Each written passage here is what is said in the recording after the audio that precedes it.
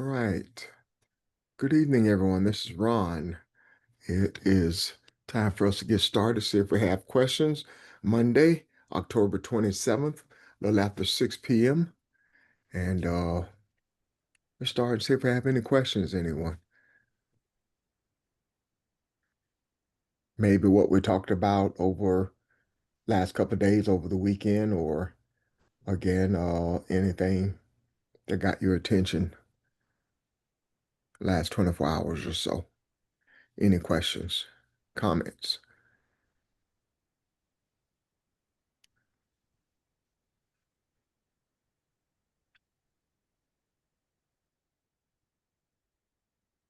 Okay.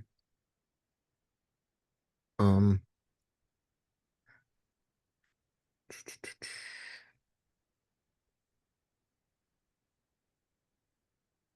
Pastor, did you have anything you want to look at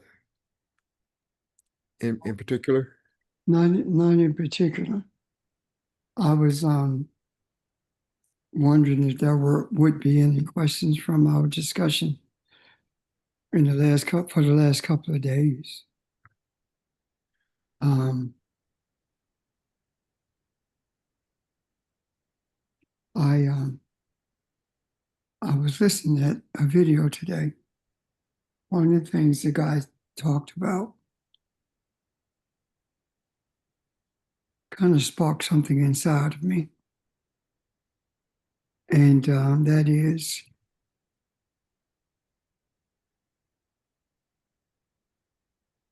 we are going about our life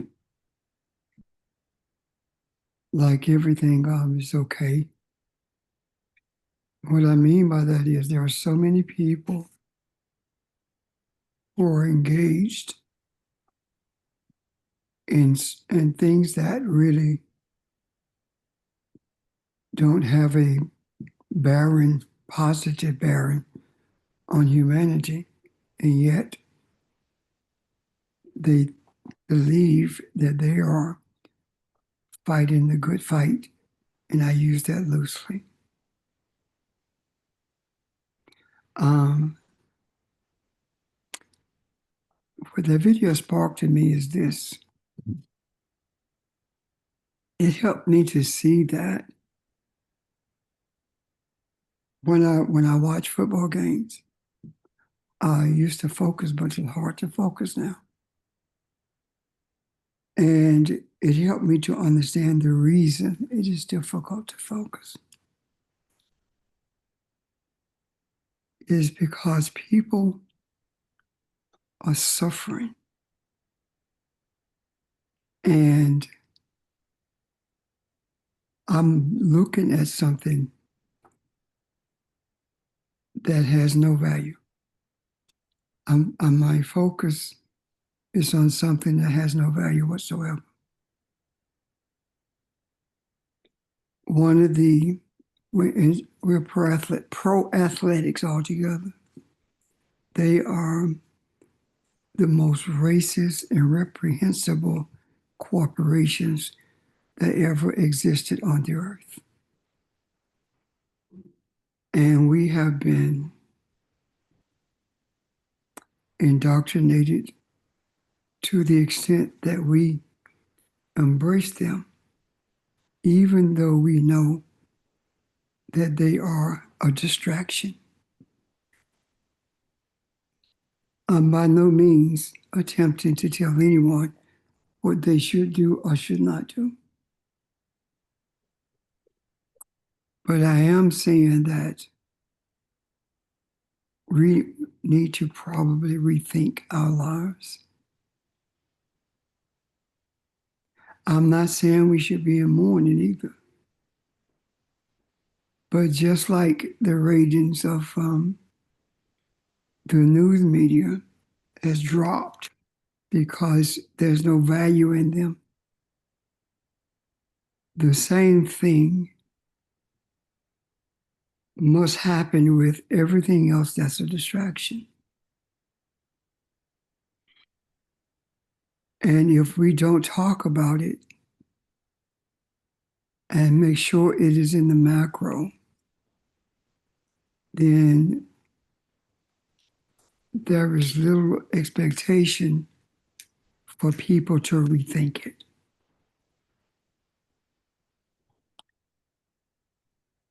Our people have one brand or one direction that we travel in seemingly, and that is consumerism, whether it is purchasing something with money or whether there are things that are bankrupting us by being a distraction.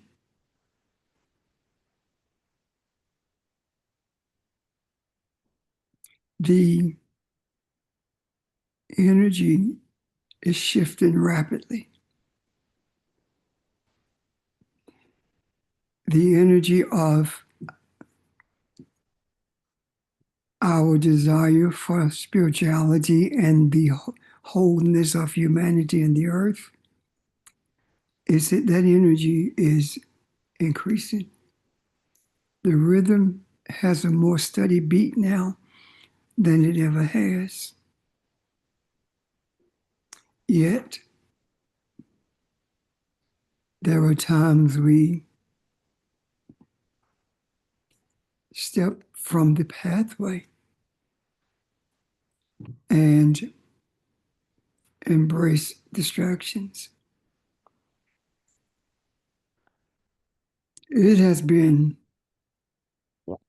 one of the things that I have turned to in my life when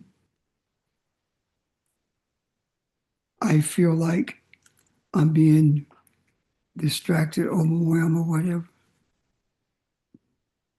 The thing that have turned to is this. The thing that I engage in that is shown to me as being a major distraction, no matter how difficult it is, I have to pull myself away from it because that space of focus for that thing or that action is a space, obviously, that needs to be filled with focus for humanity or a period of rest, meditation, something that will move humanity forward, something that will pull the pillars of the temple down,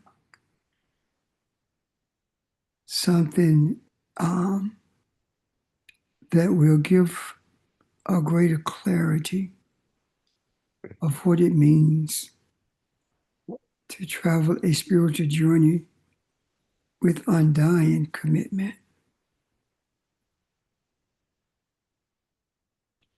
It is incumbent upon us to search ourselves and see if there are distractions that are interfering with our spiritual experiences. I do believe that when we admit that these things are distractions and embrace that reality, we will be shown more than we could ever dream of. I honestly believe that many of the distractions that we embrace as I'm sorry, many distractions that we embrace without knowing or without thinking that they are distractions become a wall between us and the acacic consciousness that's necessary to bring all this to an end. And the this of which I speak, you're very much aware of. I have experienced and am experiencing the destruction of the system that has raped the whole world and use paper to create greed, use paper to make people who will never arrive feel like they have arrived.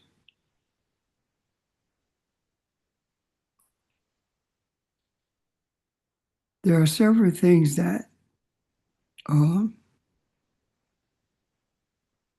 inside of me or being shown. I guess I don't know what to say, how to put it, but those things are showing me the distractions, but also showing me the dismantling of this society. And I'm able to connect the dots more than I've ever been in my life.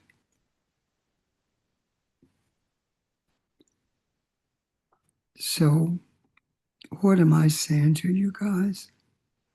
I'm saying the same thing to you that I'm saying to me, or I'm saying to me what I'm saying to you.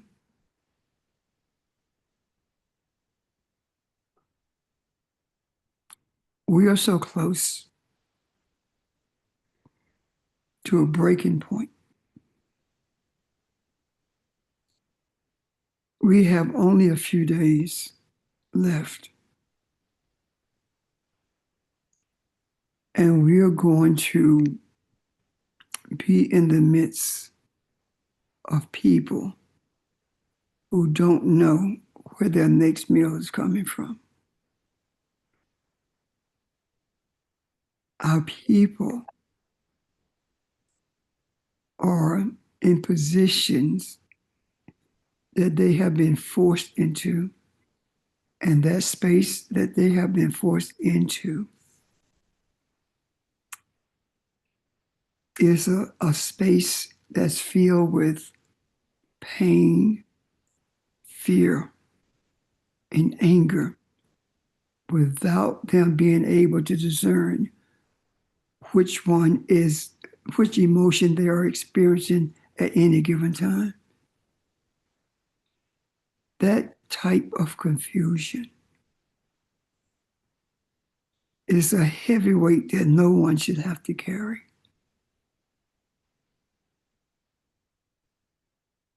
We must bring this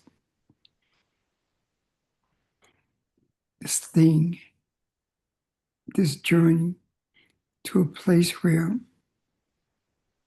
the dismantling is done, is manifested. That's the only way we're going to be able to bring some stability and certainty to our people.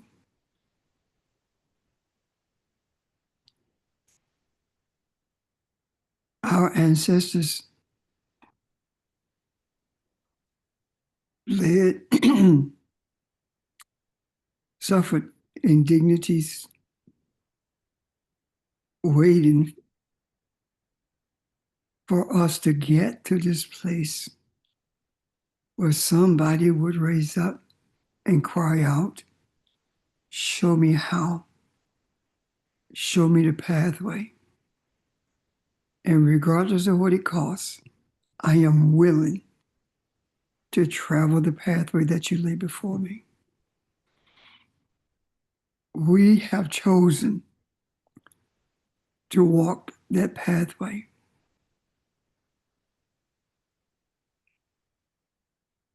There are those who say, what make you feel special? I don't even entertain that anymore. Who you think you are, I don't even entertain that anymore, because that is the voice of ignorance. That is the energy that seeks to protect everything that we have been chosen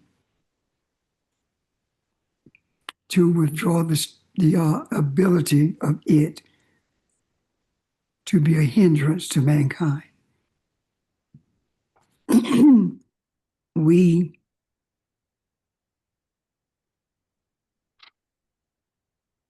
must take inventory so that we are sure that these distractions are not something that interferes or build walls between the spiritual essence, not only of who we are, but of the case of consciousness as well.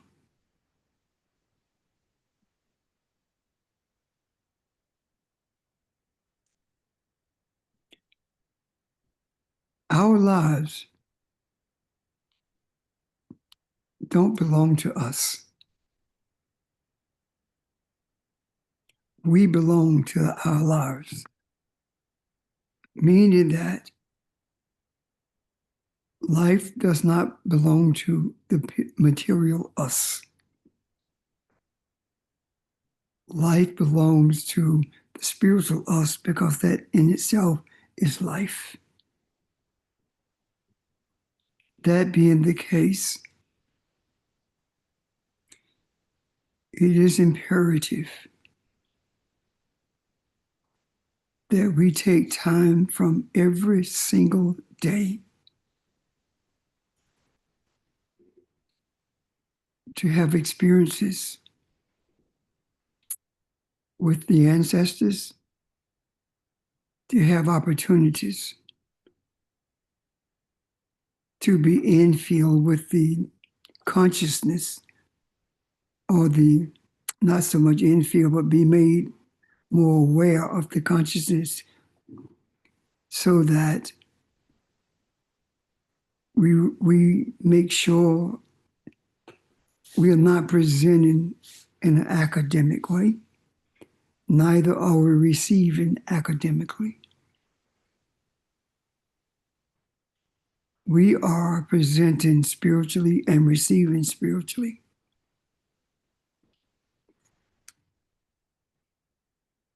The journey that we have chosen is a journey that does not include academics. The logic of academics is the logic of control and manipulation. They are principles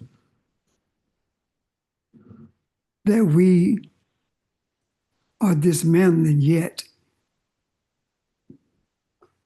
referencing them as something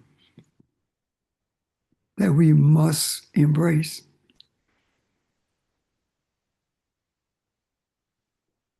I am not saying that you should not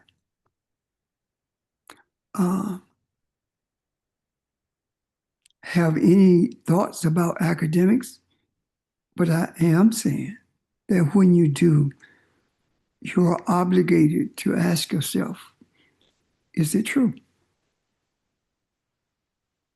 And if it's not true, which it really isn't, then you're not obligated to hold on to it, because there is a spiritual truth that dispels that academic lie.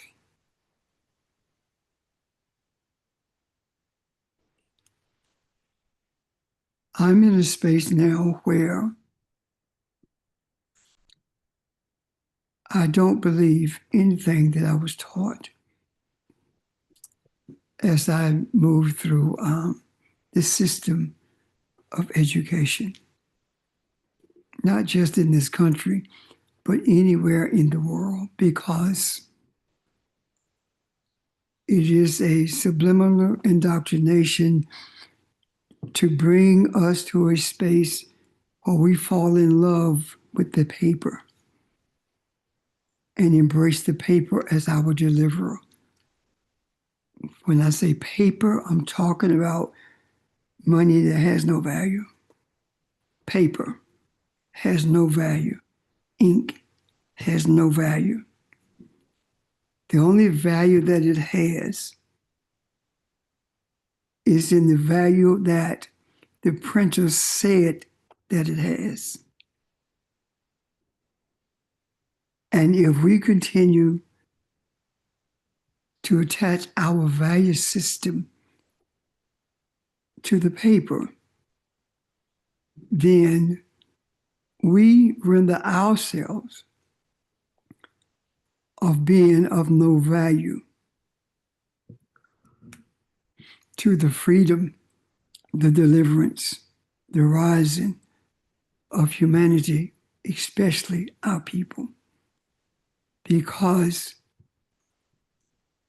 there is no possibility of rising above the chaos and bringing order if we are intertwined with the paper god or base our value on those things.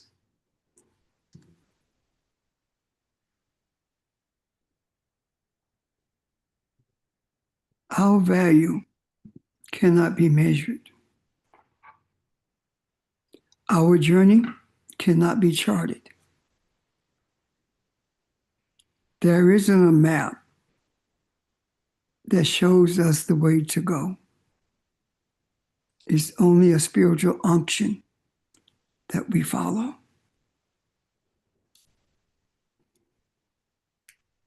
So our system of understanding, our system of knowledge, our system of desire has no foundation in logic at all. No foundation in the logic that we are familiar with. Excuse me, no foundation in anything that we previously have been taught. Our aspirations have to be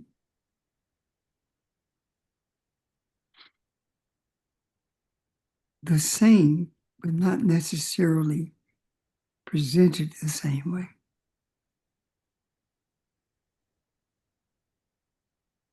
Years ago,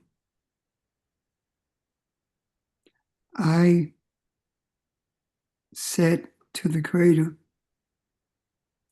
I don't want free will because I don't know what to do with it.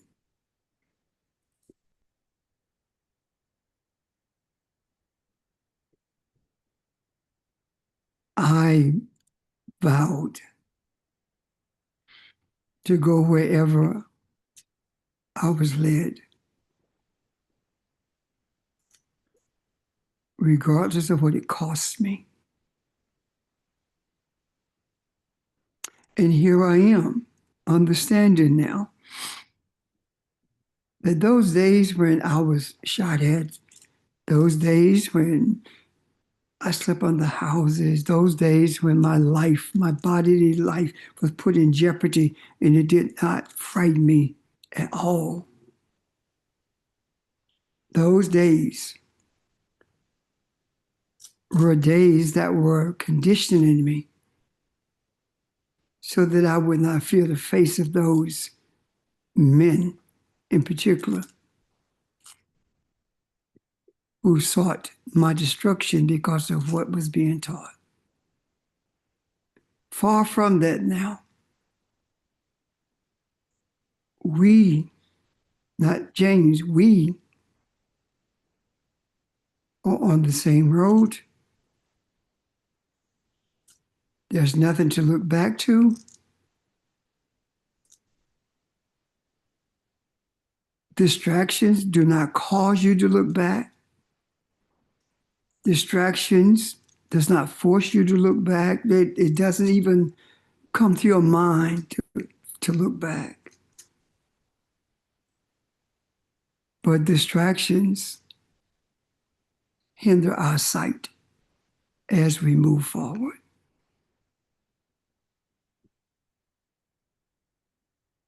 I suppose the conclusion is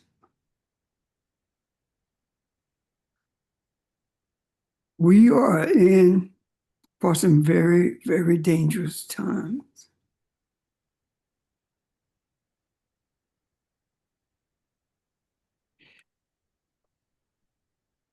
Church is not going to get it. Falling on your knees is not going to get it. It's not changing anything. Our desires are when we embrace the spiritual nature of our essence. We are getting closer and closer to a cataclysmic event that's going to shake us to our core. It's going to be an event that will push many of us to a place where it may not be in these words, but it'll be the same principle. Choose you this day. Choices are going to have to be made that we've never had to make before because we're living in times that the earth has never known before.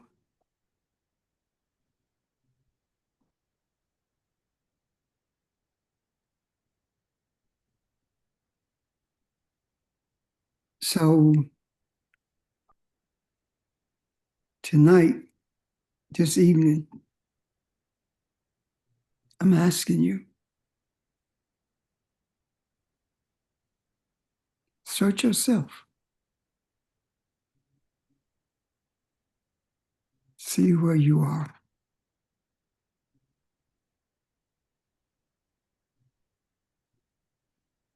The world is dependent on us. The ancestors has put their trust in us. Our Creator has shown us not only the source of our strength, not only the source of the whisperer to our hearts, but has shown us that it is impossible for us to fail as long as we maintain that this journey that we are on takes priority over everything in our lives, and there should not be anything that cause us to falter in that and falter in prioritizing what we are. Our journey that we're on.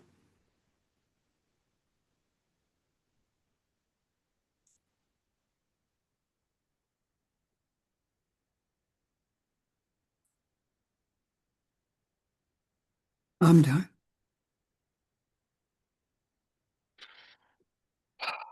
I'm done.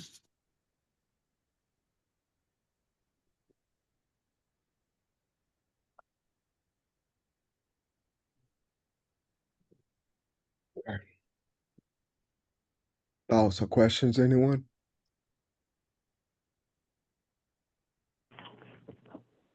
Hello, I have a question, Ron. Yes, ma'am. Pastor, when you started at the beginning of what you were saying, you mentioned like watching a football game or something.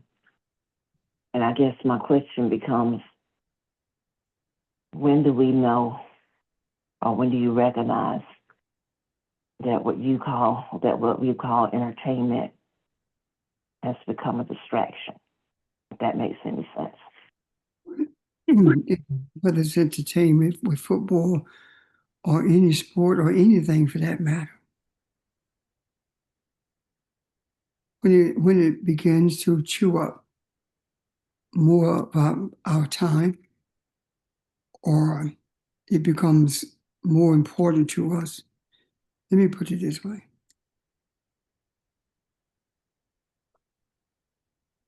This is probably going to cause some people to question, but I'm good with that. I'll walk away. I'm good with all of that. When you get to the place where you are spending your time and your resources on this entertainment, when you know that there are people around you starving, and you do nothing to help them, or you do minimal,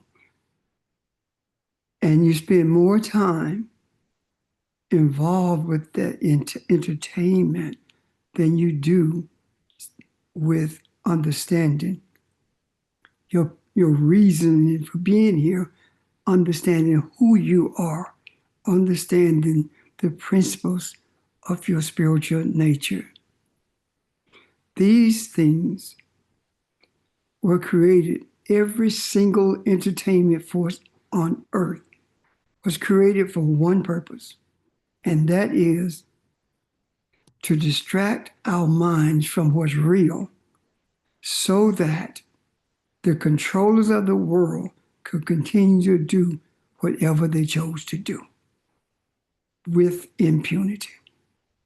And that has been the case forever and a day.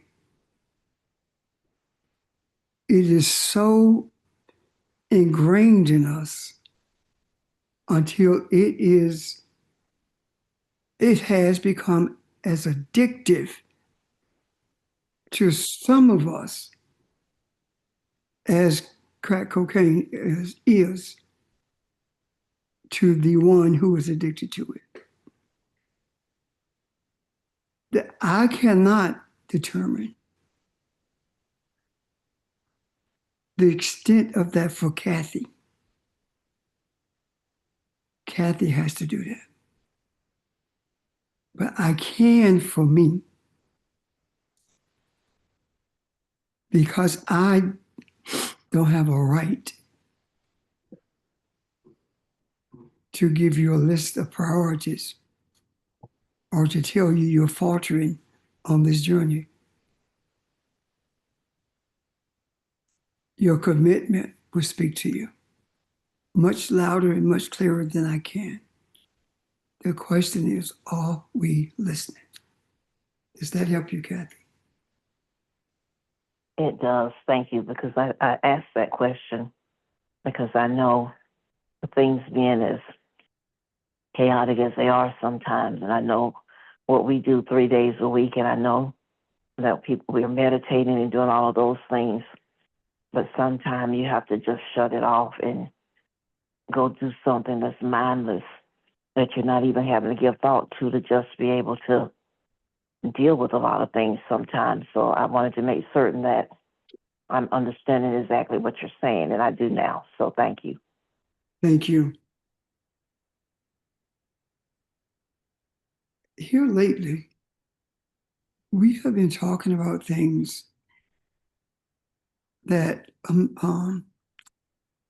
the nuances or the intricate details of the overview of things that we've spoken of in the past, especially in the past few months.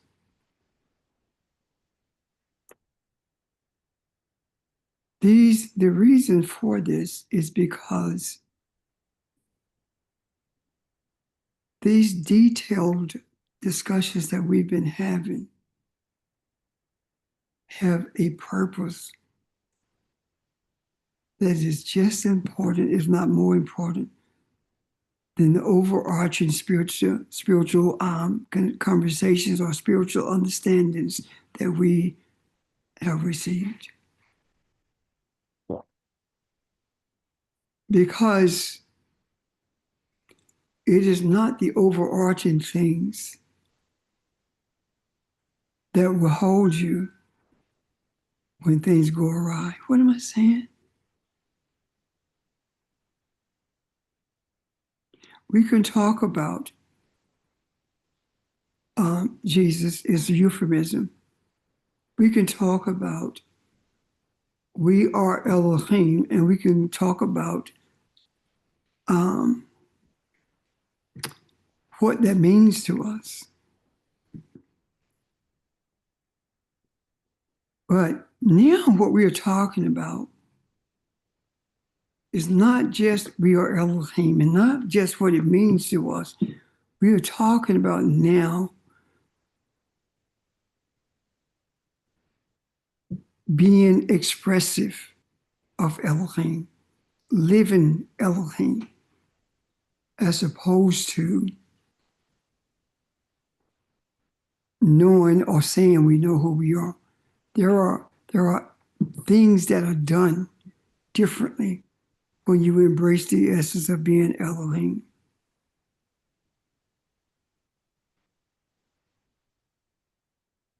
When the scripture talks about things like what man meant for my bad, God meant for my good. And I know you're familiar with that. What is that saying? What the oppressor meant for me, God meant for my good, meaning that Elohim never intended for me to be treated like an animal or made to feel inferior to anything or anybody because I am ripe because of who I am. I am Elohim. That's the ripeness that I am. That word good can also be translated as ripeness. Are we really ripe?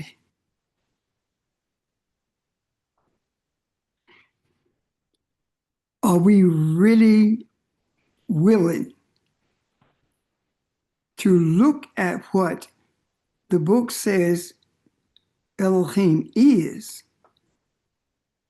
and make application of every bit of it to us?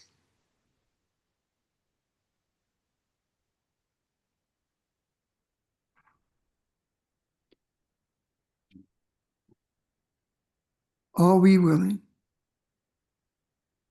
to see our personalities as Elohim? What is the personality of Elohim? What are the things that Elohim cannot do?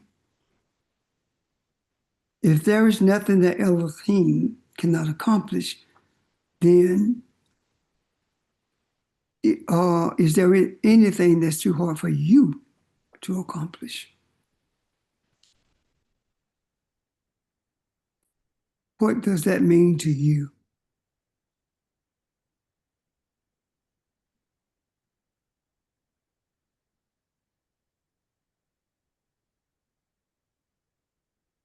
I'm done.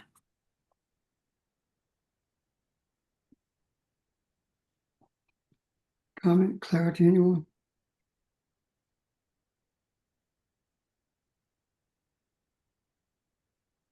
Good afternoon. Pastor, I have a question. This is Teresa. Mm-hmm.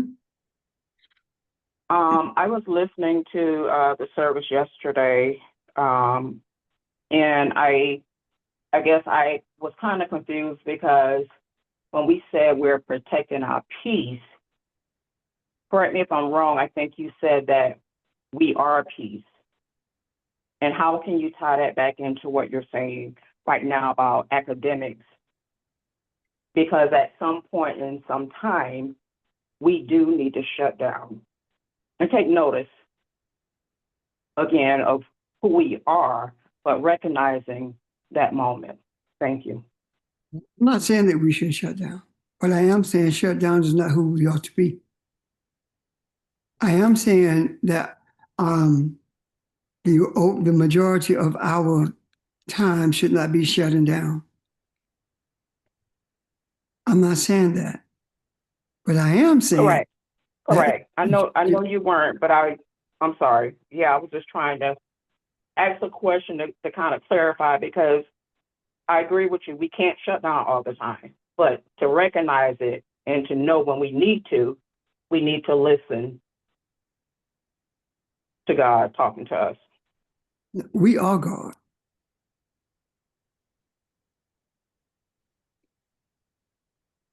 The question is not whether or not we shut down. The question is how much time you spend shutting down. How much priority do you give to it versus the priority that you give to your journey? As far as protecting our peace, you don't protect your peace by staying away from trouble. You protect your peace by remaining who you are in the midst of it all. You become the eye inside of the storm, not the storm. And because you are in the eye, because you are the eye, rather, that means that you are the peace. Every aspect of every thing, every characteristic of God, of our Creator, that's who we are. When we talk about that, when we talk about peace, when we talk about loving kindness, we are not talking about an attribute that is separate from us. We are talking about we're talking about spiritual, for lack of a better term, organs that make up who we are, or emotional characteristics that makes up who we are. And when you are peace, when you are loving kindness, that we cannot allow that to be shaken, because if we do, the question is how strongly are we embracing the reality that we are loving kindness? What people say and what people do, be it a Trump or be it a neighbor, should not affect us in a way that we respond differently than who we are. And if we say something or do something contrary to who we are, then we have to own that. And if we really own it enough, we get to the place where, in the face of all of those adversities, we remain stable, which means that we remain in a peaceful state. Peaceful state doesn't mean that you allow people to walk on you. A peaceful state doesn't mean that you don't respond. The question is, how do you respond? Sometimes the best response is no response at all. Then sometimes a response, the best response is one that causes people to be upset with the truth. But that's something that you have to determine for yourself. Does that make sense, Teresa? Yes, it does. Being aware and responding or not responding, I agree with that, because it just, if it warrants a response, then do so. If not, then not saying anything is always the best thing to do. But still stand your position. And if you don't agree, yeah, I get that and I understand that. And so my position in life as Elohim is knowing who I am, and also walking the walk and talking the talk However, when we go through an ongoing cycle of that, and it's more so of where we are at that moment in time, I'm speaking for myself. There are times when I do need to shut down. And it's not long, but it's enough so that I can, I guess, regenerate or recuperate, whatever you want to call it. But that was just my comment. Teresa, you live in a high pressure place now because of your employment. And when we are, those of us who don't necessarily live in a high pressure environment, those of us who may live in it, our focus has to be directed towards people who live in those high pressured environments. And I'm not talking about the type of work you do as much as I'm talking about the possibility of walking in there tomorrow and you're terminated. Simply because somebody decided to shut the department down. That's pressure. That's pressure that many of us don't have to endure. But we are obligated to remind ourselves that we are one. And those who are being pressured, whether it is me or someone else, it is incumbent upon us to always remind ourselves that we are yet one, yet many. Everyone who embraces the reality that they are Elohim is always available to you, to anyone else, as a source of strength, a source of recuperation, a source that is always there for you, not necessarily physically, but there because we know that you cannot be Elohim without being one yet many, and you cannot know that you're Elohim without understanding that. However, there are those who are Elohim and don't know it, and they need us more than any of us who have been traveling this journey together. So how do we make those determinations? When we be still, the ancestors will speak to us. When we are still, we receive directions, and sometimes we don't even know what we have received until we act on what we have received. Does that make sense to you? Yes, sir, it does. And I understand that, especially when you're leading a team of people who's operating in chaos on any given day. Mm-hmm. Again, we're responsible for ourselves, but for me, I'm responsible for others as well. So that's kind of where I was going for that. Okay. I am being who I need to be for everybody, not Yes. just the ones that's under me, if that makes sense. Thank you. Which means that you are very careful with your distractions. Yes, sir. Thank you. Mm-hmm. Thank you.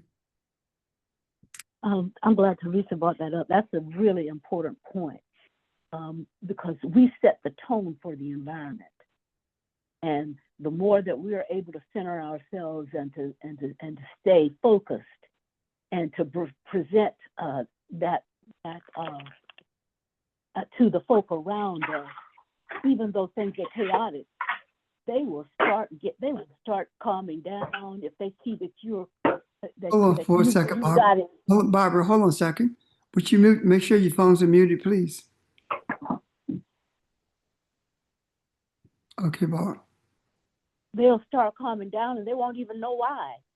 But then part of it is because of you. It's like the clocks that we talked about a long time ago in the shop, and all of these clocks were wound up. Everything relates to vibration and frequency, and when your frequency is centered, people have no choice. It's no choice but to come in line with your frequency. They may not even understand why. And I think Evelyn pointed this out at one time too, when she learned this concept that's what she started seeing on her job as well. So Teresa, you're absolutely right. You're not just doing it for you. You're doing it for yourself and everyone else around you. Thanks. Thank you. Thank you, Ms. Barber. That is exactly correct. And I know there are people out there that are interceding for me, and I do appreciate having to reach out at times to Ron, and Ron will, get a response for me or something like that. But again, thank you. Thank you. You're welcome. Anyone else?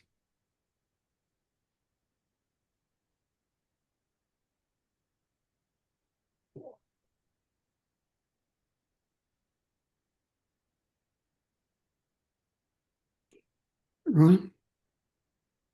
No, I'm just thinking.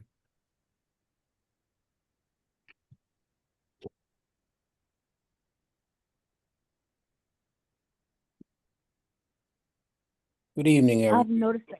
I'm sorry. I'm so I'll sorry. yield. Go ahead. I yield. No, go ahead. I'll yield. Thank you, George. I've noticed that part of what we've been discussing in the last several sessions is about how we keep it together, in a sense. My words, how we stay in sync with, in frequency with, in vibration with the universe, and sometimes how we get pulled off the frequency. And it's like a radio. When it's not really on the channel, when it's off the frequency, you hear the static, etc. And that's what part of the chaos is. That's what comes up in our.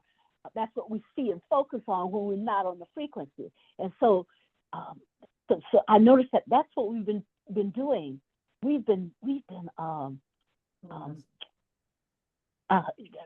trying to be more decisive about how we maintain our frequency, our connection, our vibration with the universe and with all that the ancestors are saying to us. And as you say, Pastor, something is out, it's going to happen, and that is getting us ready for that. It's getting us, it's putting us in a position through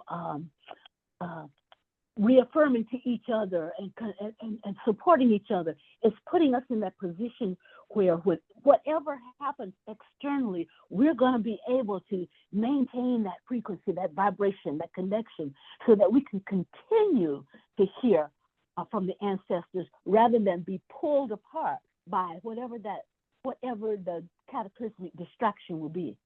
Because that's all it is going to be, another major distraction. But for us, it's the same thing as sin.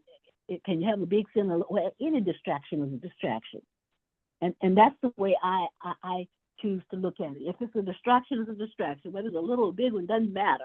If it pulls me off center, it's a distraction. Thanks. Yeah. Yes. Thank you. George? Yeah, and Barbara, if I may say, I appreciate the words that we're hearing, not in terms of just what we are thinking, not just what we're speaking, but the actions that I'm receiving is when we heard the word intercession. Yesterday, during the podcast on our spiritual enlightenment session, someone mentioned about the word breathing. Someone mentioned about in terms of the inner strength of reaching out. Yesterday, it was so powerful when I looked at the recording, and when you talked about 13, Pastor, in terms of the 13 teachers, and you mentioned 12 plus the one, which is 4. And when we begin to appreciate the intercession that is transpiring now, I think is so strong that this is why it's important that we stay connected, because as we begin to cry out, as we begin to put out there in the macro what we know that humanity is going to experience, it is so vitally important that we can reach out to each other. And I think,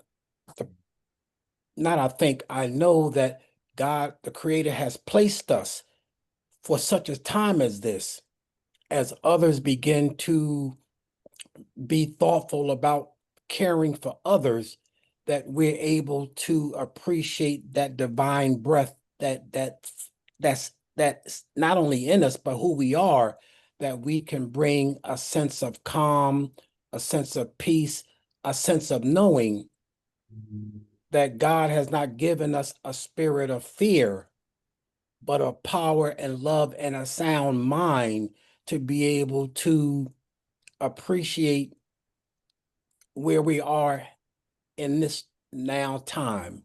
So I just wanted to share those thoughts, because just in listening to the podcast, I felt the energy, I felt the love of everyone who was on the call yesterday, basically reassuring everyone that reach out to someone, or just be mindful that we're not in it alone.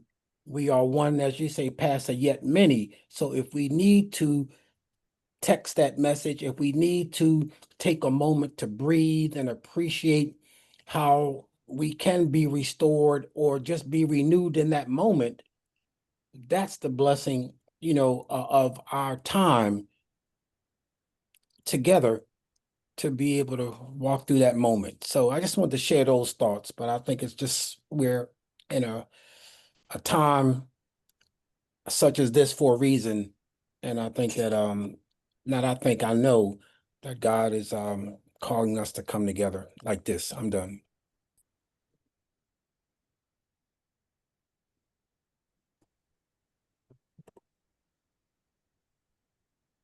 Thank you. Point. Yeah, I'm sorry, Any- I'm done unless there's any questions. Okay. Thank you, JC. Anyone else?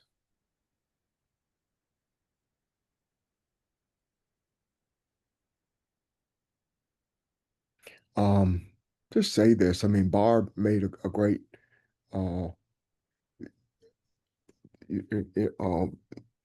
brought up a good point about our last couple of sessions and where we are. It's just my question, is everybody okay? Do you are you struggling, or are distractions overtaking you or anything? Anybody? We okay? Okay. Hey, Ron. Yes, This is sir. Charles, man. I heard Red when he was talking about the paper, and I'm gonna say this, and I'm gonna need Rep to talk about it. I always think that Caucasian barbarian minds, it's sort of like they have a think tank to put out there to draw your money that you work for back onto them, and all of it keep going back in a circle. So that's how I see the paper, because it's their paper, and we work for that paper, and we just keep doing it, and that paper is what they use to keep us doing what we do. Because they know without the paper, there's nothing that you can buy, sell, or get. Even food, everything connected. That was all I have to say. Yeah, thanks, Charles. That paper, that paper, the $100 bill is worth 8 points. Say that again, Pastor. The $100 bill, Uh-huh. it costs 8.6 cents to make that dollar bill, the $100 bill. So if it costs 8.6%, 8.6 cents to make it, what's the value of it? Hmm. 8 cents. It's It costs the same thing to print a $50 bill. You see where I'm coming from? mhm. There's no value there. No. But who places the value? Yeah, And the same one who places the value evaluate you the same way.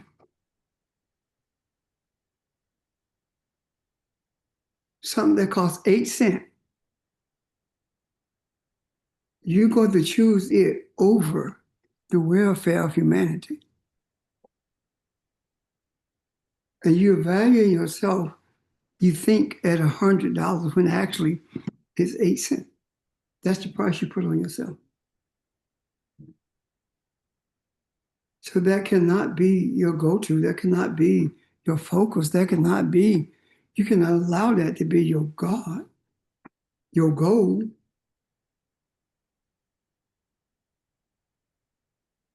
Because we talk about people loving money.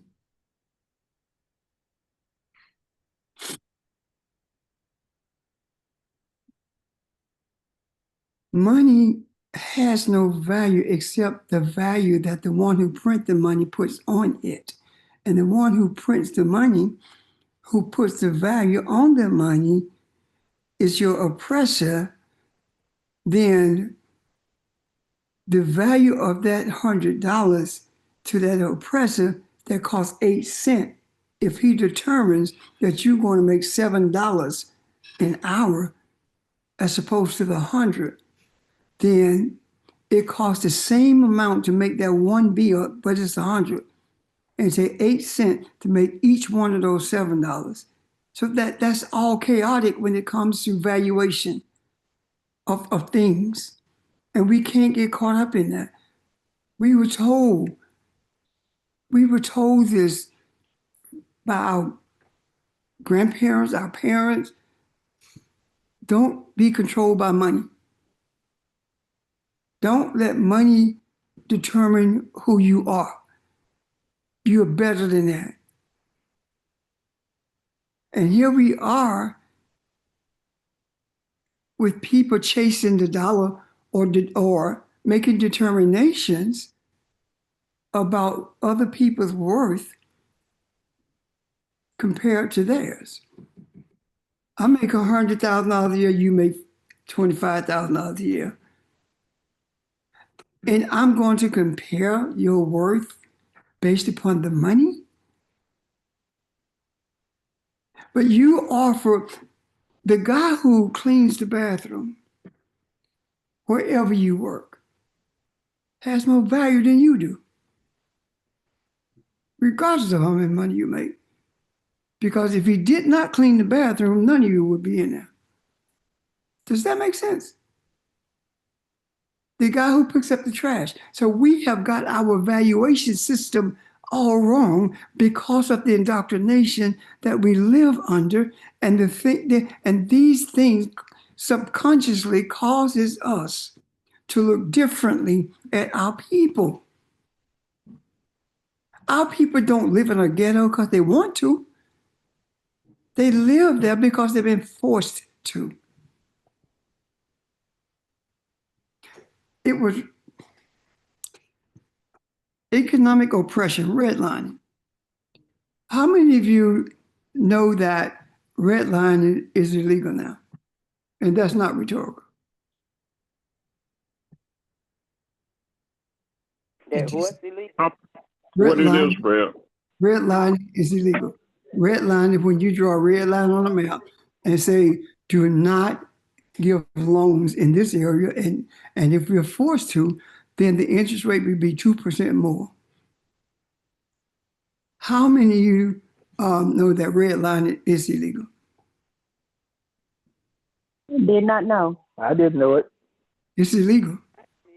I didn't. Well, either. Pastor, the other issue is, even though it's illegal, look how many other things are illegal that are being, in this chaos, being turned on its head and acted upon as if it were legal. So none of it means anything anymore. I And agree. we're the ones that have to, and we're I the agree. ones that have to give the true value to everything again This by is my what we point. say and what we do. This is my point. Redlining is illegal. However, gentrification is not. And it's no different. Gentrification is no different than redlining. It just changed its name. So now it's respectable to say gentrification. So what am I saying? Every time that we get to a place where we understand and begin to see the hand of oppression on us, they change the name. So how in the world can we possibly believe that our value is attached to anything in this material world when we have zero control over any of it? Does that make sense? Yeah. Yes, sir. A lot of sense. We have zero control over it. And maybe I'm saying this because every time that there is a crack in the system and it begins to crumble, somebody who look like us get paid off to try to get us to back off. During the Target boycott, Black preachers were paid to keep their members from boycotting Target, and they were getting $300,000. They sold out for $300,000. When you devalue yourself like that, you are saying that you are worth nothing. So what do we do with that? We talk about this so we can put it in the macro so that people won't be so easily bought and paid for. People won't be so easily manipulated. The church is not the only problem. The other problem is that we talk about people who are not greedy, but I guarantee you, we have people on this line who are greedy and don't see it as that. Always wanting more. We have to address all of this because we are approaching a period in this life. And then I may be talking all over the place. It's okay with me. I'm saying that we are entering a period in this life that is going to be so doggone chaotic until we don't have descriptors for it at this moment. And it's going to include economics, socialization, religion, everything that you can name. And right now, there are people who still believe that Kamala Harris was a communist, and that's why they voted for Trump. And I'm talking about people who look like us. There are men, African men, who still believe that it was okay for them to vote for Trump because he is going to give them some money. Now they broke his hell, but they still hold on to that. How do we deal with that? We call it out. We put in the macro. Because until we get to the place where we don't look at the value of people based upon their income or where they live, we then will become God to all who don't know their God, as well as those who don't care who God is. Our decisions, name brand stuff, all of these things are a part of the mentality of the European. Every single thing that values money was aimed at us, to teach us that rather. In the 1950s, department stores did surveys. What they did, they put names on clothes and made them more expensive than the ones that did not have names, and they were the same clothes, and they marketed them to us. And to this day, we're still in that rut. And the Creator has done something. The Creator has opened the door for all of us to see that these tricks have been taking advantage of everyone. When the Chinese decided that they were going to sell the purse, what is it? Name me a purse. Dunenberg purse for $14. And it's the same exact purse that other people paid $400 for. And both of them were made in the same place. But yet, we have not addressed these things because we've not, I guess, thought about them. Stoker come back and say, why would you, we was talking to a bunch of guys, said, why would you wear name brand draw? Why you want somebody else's name, a man's name on your underwear? That's crazy. Who go see it? So I know it may sound confusing, but I am so adamant about us not only seeing but addressing everything that's laid out to us, and they become a distraction. Shopping is a distraction also. It's one thing to go home and say, I'm gonna chill out tonight, I'm gonna watch a ball game. But it's a whole nother thing to go shopping for you to calm down or for you to find your peace, as some people say. And at the same time, you're creating more stress because what you're doing, you're shopping with a credit card. Does that make sense?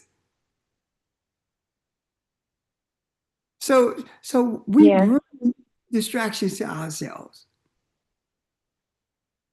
And there are so many distractions that have been created for us until it is difficult to name them. So we use an overarching thing like economic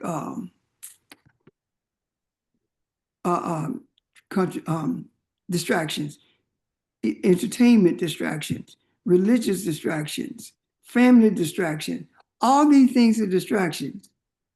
But the major distraction in our lives are the distractions that generate wealth for white people. No matter the major distractions are the ones that generate wealth for white people. for the oppressor. I'm done for tonight.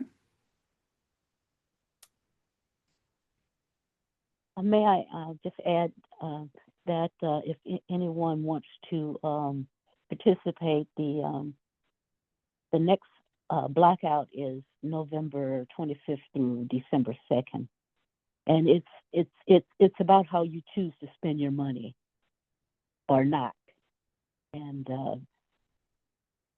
what it is another way to put pressure on the system to let those who think they have control through money know that we don't have to spend our money, what we do have, with them on those days. So it lets them know the impact of it, just as the Target thing did. Thanks. And Barbara, that's targeted corporations, not mom and pop stores, right? That's not the community. You participate in your community stuff. Yeah, your mom and pops. But Yeah. it's those big Walmarts, the Targets, the Amazons, the big name restaurants, wherever you spend your big dollars, et cetera, quote unquote. Yeah. Okay. You said November what? 25th through December 2nd. And I think that covers that what's called Black Friday, as well as what is it? Cyber Monday. You know, the times when these entities make lots and lots of dollars. Mhm. Yes. Thank you.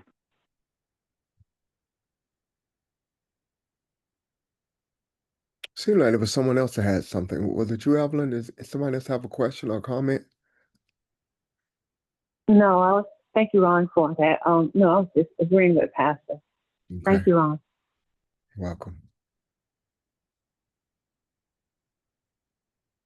Okay. Well, maybe it's a good place to stop for the evening, pause for the evening. If there are no further questions or comments.